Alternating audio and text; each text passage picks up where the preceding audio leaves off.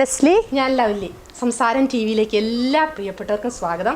നല്ലൊരു ചട്നിയാണ് തയ്യാറാക്കുന്നത്. അപ്പോൾ ദോശ ഇഡ്ഡലി ഒക്കെ ഉണ്ടെങ്കിൽ അതിൻ്റെ കൂട്ടത്തിൽ കഴിക്കാൻ പറ്റിയ നല്ലൊരു കോമ്പിനേഷനാണ് ക്യാരറ്റ് ചട്നി. ഇപ്പോൾ നാളെ നിങ്ങൾ ദോശ ഇടുന്നെങ്കിൽ ഈ ക്യാരറ്റ് ചട്നിയും കൂടി അതിൻ്റെ കൂട്ടത്തിലൊന്ന് ഉണ്ടാക്കി നോക്കുക. നല്ല അടിപൊളി സൂപ്പർ ടേസ്റ്റാണ്. അപ്പോൾ വീട്ടിൽ തന്നെ കുറച്ച് സാധനം മതി. ഒരു വലിയ കഷ്ണം ഒരു ക്യാരറ്റും അതിൻ്റെ കൂട്ടത്തിൽ ചെറിയ ചെറിയ കുഞ്ഞു കുഞ്ഞു സാധനങ്ങളൊക്കെ നമുക്ക് പെട്ടെന്ന് തന്നെ തയ്യാറാക്കിയെടുക്കാം. അപ്പം നമുക്കതെങ്ങനെയാണ് തയ്യാറാക്കാൻ നോക്കാം. അതിനുവേണ്ടി ഞങ്ങൾ വലിയൊരു കഷ്ണം ക്യാരറ്റ് ഇവിടെ എടുത്ത് വെച്ചിട്ടുണ്ട്. നമുക്കതൊന്ന് മുറിച്ചെടുക്കാം.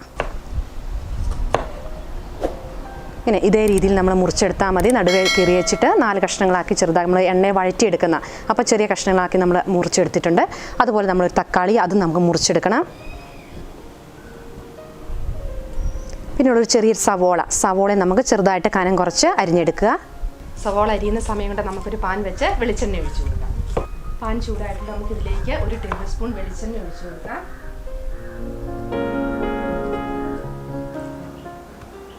1 ടീസ്പൂൺ ഉഴുന്നുപരിപ്പ് ചേർത്ത് കൊടുത്തിട്ടുണ്ട്. ഇനി ഇതിൻ്റെ കൂട്ടത്തിൽ കടലപ്പരിപ്പ് ഇഷ്ടമുള്ളവർക്ക് കടലപ്പരിപ്പ് കൂടി ചേർത്ത് കൊടുക്കാം. ചെറിയൊരു ബ്രൗൺ നിറമാകുന്ന നമുക്കൊന്ന് ഇളക്കി കൊടുക്കാം. പിന്നെ നിറമൊക്കെ മാറി തുടങ്ങിയിട്ടുണ്ട്. ഇനി നമുക്കിതിലേക്ക് സവോള ചേർത്ത് കൊടുക്കാം. ചെറിയ മീഡിയം സൈസിലൊരു സവോളയാണ് അരിഞ്ഞെടുത്തത്. അതും ചേർത്ത് 3 അല്ലി വെളുത്തുള്ളിയും ഇട്ട് ചെറുതായിട്ടൊന്ന് വഴറ്റിയെടുക്കാം.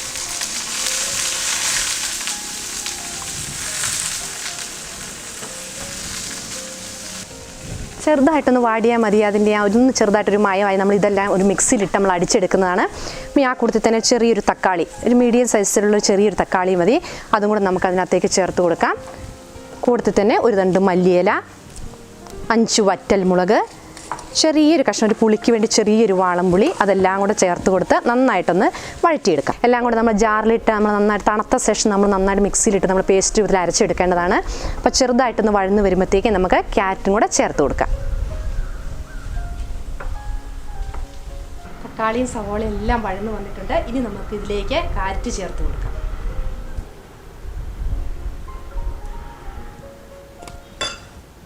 ആവശ്യത്തിനുള്ള ഉപ്പും കൂടെ ചേർത്ത് ക്യാരറ്റും കൂടി ഒന്ന് നന്നായിട്ട് വഴറ്റിയെടുക്കാം. ക്യാരറ്റിനൊക്കെ നല്ല കളറാണ്. അപ്പോൾ കളർഫുള്ളായിട്ടുള്ള വെജിറ്റബിളൊക്കെ നമ്മൾ കഴിക്കണം. ഇപ്പോൾ ക്യാരറ്റിനാണെങ്കിൽ ത്വക്കിന് നിറം കിട്ടാനും നമ്മുടെ ശരീരത്തിനൊക്കെ നല്ല ക്യാരറ്റ് നല്ല വൈറ്റമിൻ അടങ്ങിയിട്ടുണ്ട്. അപ്പം ഈ ക്യാരറ്റൊക്കെ നമ്മുടെ ഭക്ഷണത്തിൽ ഉൾപ്പെടുത്തുവാണെങ്കിൽ നമ്മുടെ ശരീരത്തിനൊക്കെ ഒത്തിരി നല്ലതാണ്. അപ്പോൾ എല്ലാ രീതിയിലൊക്കെ ഒന്ന് തയ്യാറാക്കി നോക്കുക. ഇപ്പോൾ കുട്ടികളാണെങ്കിൽ ചിലപ്പം ക്യാരറ്റ് തോരൻ വെച്ചാലൊന്നും കഴിക്കണമെന്നില്ല. അപ്പോൾ ഈ ദോശയൊക്കെ ഉണ്ടാക്കുന്ന സമയത്ത് ഇതുപോലെയൊക്കെ ചമ്മന്തിയായിട്ടൊക്കെ ഉണ്ടാക്കി കൊടുക്കുകയാണെങ്കിൽ, ചട്നിയായിട്ടൊക്കെ ഉണ്ടാക്കി കൊടുക്കുകയാണെങ്കിൽ എല്ലാവർക്കും ഇഷ്ടപ്പെടും. പിള്ളേർക്കും കുഞ്ഞുങ്ങൾക്കൊക്കെ ആണെങ്കിൽ എരിവൊക്കെ ഇച്ചിരി കുറച്ചൊക്കെ ഉണ്ടാക്കി കൊടുക്കുകയാണെങ്കിൽ അവർ ആ ഇഡ്ഡലി കൂടത്തിലൊക്കെ നന്നായിട്ട് നമുക്കൊന്ന് കുഴച്ചൊക്കെ കൊടുക്കാനൊക്കെ അവർക്കൊക്കെ ഒത്തിരി ഇഷ്ടപ്പെടും. പിന്നെ ഇതേ രീതിയിലൊക്കെ എല്ലാവരും ഒന്ന് തയ്യാറാക്കി നോക്കുക. ക്യാരറ്റും സവോളൊക്കെ നന്നായിട്ട് വഴന്നു വന്നിട്ടുണ്ട്. ഇനി നമുക്ക് തണുക്കാനായിട്ടൊന്ന് മാറ്റി വെക്കാം. അതിനുശേഷം നമുക്ക് മിക്സിയിലിട്ട് നന്നായിട്ട് അരച്ചെടുക്കാം. ക്യാരറ്റും സവോളയും തക്കാളിയൊക്കെ നന്നായിട്ട് തണുത്ത് വന്നിട്ടുണ്ട്. ഇനി നമുക്കിതൊരു മിക്സിയുടെ ജാറിലോട്ടിട്ട് നന്നായിട്ടൊന്ന് പേസ്റ്റ് രൂപത്തിൽ അരച്ചെടുക്കാം.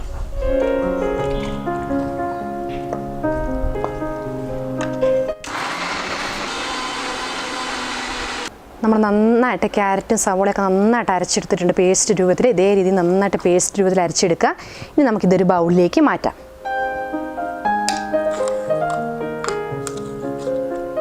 അല്പം പോലും വെള്ളം ചേർക്കാതെയാണ് അരച്ചെടുത്തിരിക്കുന്നത്. ചട്നി നന്നായിട്ട് പേസ്റ്റ് രൂപത്തിൽ അരച്ചെടുത്തിട്ടുണ്ട്. ഇനി കുറച്ച് ലൂസാവണമെങ്കിൽ കുറച്ച് ചൂടുവെള്ളം കൂടെ ചേർത്ത് കൊടുത്താൽ മതി. ഇനിയിപ്പോൾ അങ്ങനെ താല്പര്യം ഇല്ലെങ്കിൽ ഇങ്ങനെ കുഴമ്പ് രൂപത്തിൽ നല്ല ടേസ്റ്റി ആയിട്ട് തന്നെ ഇരിക്കും. ഇനി നമുക്ക് ഇതിലേക്ക് വറവിടുകയാണ് ചെയ്യേണ്ടത്. അപ്പോൾ അതിനുവേണ്ടി നമുക്കൊരു പാൻ എടുത്ത് വെച്ചിട്ടുണ്ട്. ഇച്ചിരി കടുകൊക്കെ പൊട്ടിച്ച് നമുക്കിതിനകത്തേക്ക് വറവിടാം. ഇപ്പം നമ്മളിനി തിളപ്പിക്കുന്നൊന്നുമില്ല കേട്ടോ. നമ്മളെല്ലാം വഴറ്റിയ ശേഷമാണല്ലോ ഇത് മിക്സിയിൽ അടിച്ചെടുത്തേക്കുന്നത്. അപ്പോൾ ഇതിന് നമ്മൾ ഇനി തിളപ്പിക്കേണ്ട ആവശ്യമൊന്നുമില്ല. ഇതിനകത്തേക്ക് നമ്മൾ താളിച്ചൊഴിച്ചാൽ മതി. നേരത്തെ നമ്മൾ ക്യാരറ്റൊക്കെ വഴറ്റിയ പാൻ തന്നെയാണ്. ഇതിലേക്ക് നമ്മൾ 1 ടേബിൾ സ്പൂൺ വെളിച്ചെണ്ണ ഒഴിച്ചു കൊടുത്തിട്ടുണ്ട്. ഇനി നമുക്ക് ഇതിലേക്ക് കുറച്ച് കടുക് ചേർത്ത് കൊടുക്കാം. കടുക് പൊട്ടിയിട്ടുണ്ട്. ഇനി ഇതിലേക്ക് ഒരല്പം ഉഴുന്നും 2 തണ്ട് കറിവേപ്പിലയും കൂടി ചേർത്ത് നമുക്കൊന്ന് താളിച്ചെടുക്കാം.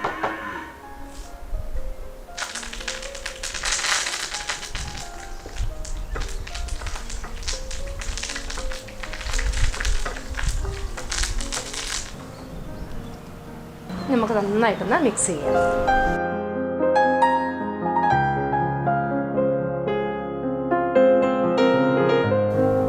ക്യാരറ്റ് ചട്നി ഇവിടെ റെഡി ആയിട്ടുണ്ട്.